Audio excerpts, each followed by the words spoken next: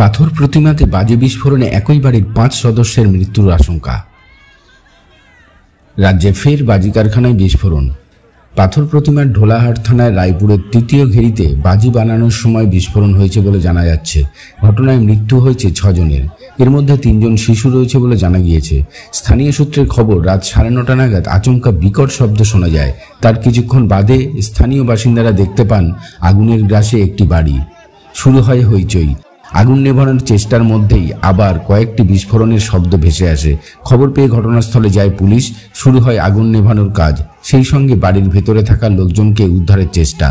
যদিও পুলিশের একটি সূত্রে জানা যাচ্ছে 5 জনের মৃত্যু হয়েছে এই অগ্নিকাণ্ডে। আগুন লাগার কারণ এখনো জানা যায়নি, তবে স্থানীয়দের একাংশের অনুমান বাড়িতে বাজি মজুত করা হয়েছিল, সেখান থেকে এই অগ্নিকাণ্ড। তারা জানাচ্ছেন, বাসন্তী পুজো উপলক্ষে ওই বাড়িতে বাজি তৈরি করা হচ্ছিল। রাত 9:30 নাগাদ সেখান থেকে হঠাৎই বিস্ফোরণ হয়। কিছুক্ষণের মধ্যেই পুরো বাড়িটি আগুনের গ্রাসে চলে যায়। আবার অনেকে বলছেন রান্নার গ্যাসের সিলিন্ডার ফেটে দুর্ঘটনা হয়েছে। তবে পাথর প্রতিমার বিধায়ক সমীর কুমার জানার দাবি, বাজি তৈরির সময় হঠাৎ বিস্ফোরণ ঘটেছে। পুরো বাড়িতেই আগুন ধরে গিয়েছে। ওই বাড়ির ভিতরে আরও কিছু লোকজন থাকার সম্ভাবনা রয়েছে। ঘটনাস্থলে ঢোলাহাট থানার বিশাল পুলিশ বাহিনী মোতায়েন রয়েছে।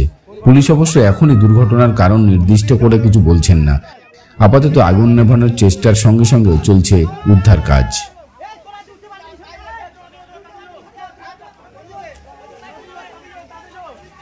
নিজস্ব প্রতিনিধির রিপোর্ট, খবর এই সময়।